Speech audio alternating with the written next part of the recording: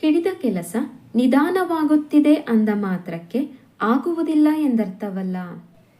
ಅದು ಹೆಚ್ಚಿನ ಪರಿಶ್ರಮ ಬಯಸುತ್ತಿದೆ ಎಂದರ್ಥ. ಆತ್ಮೀಯ ಸ್ನೇಹಿತರೆ, ಈ ದಿನ ಸಂಪರ್ಕ ಮಾಧ್ಯಮಗಳು ಈ ಪ್ರಬಂಧ ಲೇಖನದ ಬಗ್ಗೆ ತಿಳಿದುಕೊಳ್ಳೋಣ.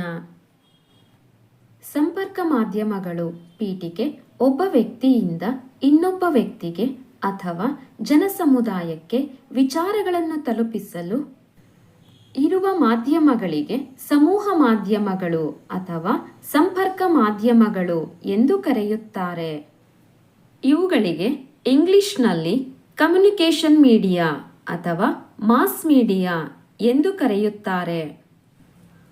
ವಿಷಯ ನಿರೂಪಣೆ: ಆಕಾಶವಾಣಿ, ರೇಡಿಯೋ ಅಥವಾ ಬಾನುಲಿ. ಶಬ್ದ ತರಂಗಗಳ ಮೂಲಕ ಸಂವಹನ ಮಾಡುವ ಆಕಾಶವಾಣಿಯು ಬಹಳ ಜನಪ್ರಿಯ ಸಮೂಹ ಮಾಧ್ಯಮವಾಗಿದೆ.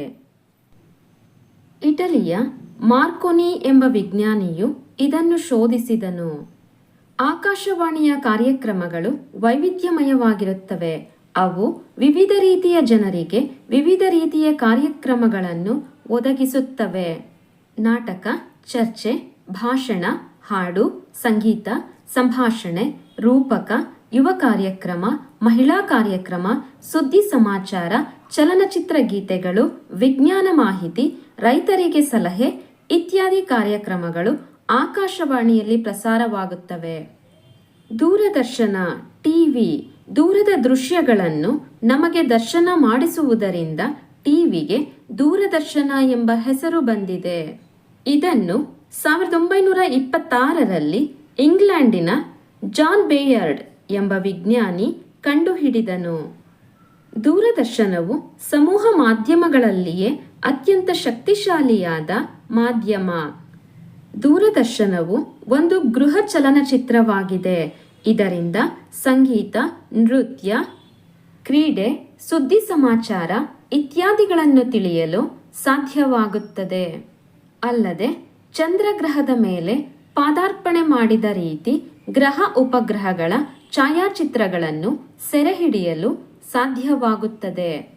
ಟಿವಿಯಲ್ಲಿ ಯುಜಿಸಿ ವಿಜ್ಞಾನ, ಭಾಷಾಶಾಸ್ತ್ರ, ಕೈಗಾರಿಕೆ ಇತ್ಯಾದಿ ವಿಷಯಗಳನ್ನು ತಿಳಿಸಲು ಸಹಾಯವಾಗುತ್ತದೆ.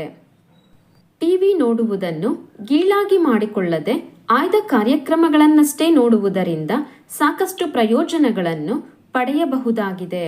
ಪತ್ರಿಕೆಗಳು ಜೀವಿಗೆ ಬದುಕಲಿಕ್ಕೆ ಅನ್ನ, ನೀರು, ಗಾಳಿ ಎಷ್ಟು ಅವಶ್ಯಕವೋ ಅಷ್ಟೇ ಅವಶ್ಯಕತೆಯನ್ನು ಪತ್ರಿಕೆಗಳು ಹೊಂದಿವೆ.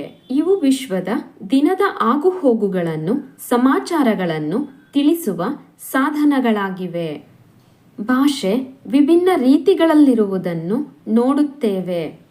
ದಿನಪತ್ರಿಕೆ, ವಾರಪತ್ರಿಕೆ, ತಿಂಗಳ ಪತ್ರಿಕೆ, 3 ತಿಂಗಳ ಪತ್ರಿಕೆ, ವಾರ್ಷಿಕ ಪತ್ರಿಕೆ ಇತ್ಯಾದಿ.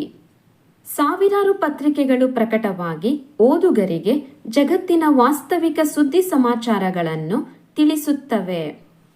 ಪತ್ರಿಕೆಗಳು ರಾಜಕೀಯ, ಸಾಮಾಜಿಕ, ಆರ್ಥಿಕ, ಆಡಳಿತಾತ್ಮಕ, ಶೈಕ್ಷಣಿಕ, ಐತಿಹಾಸಿಕ, ವೈಜ್ಞಾನಿಕ, ನೈತಿಕ, ಧಾರ್ಮಿಕ ಮುಂತಾದ ಎಲ್ಲ ವಿಷಯಗಳನ್ನು ಓದುಗರಿಗೆ ತಿಳಿಸುತ್ತವೆ.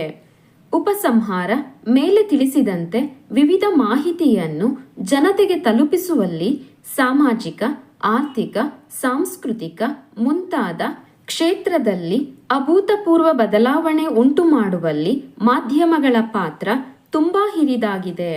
ಆದರೆ ಇತ್ತೀಚೆಗೆ ಜಾಹೀರಾತುಗಳ ಹಾವಳಿ ಮಾಧ್ಯಮಗಳಲ್ಲಿ ಹೆಚ್ಚಾಗುತ್ತಿವೆ.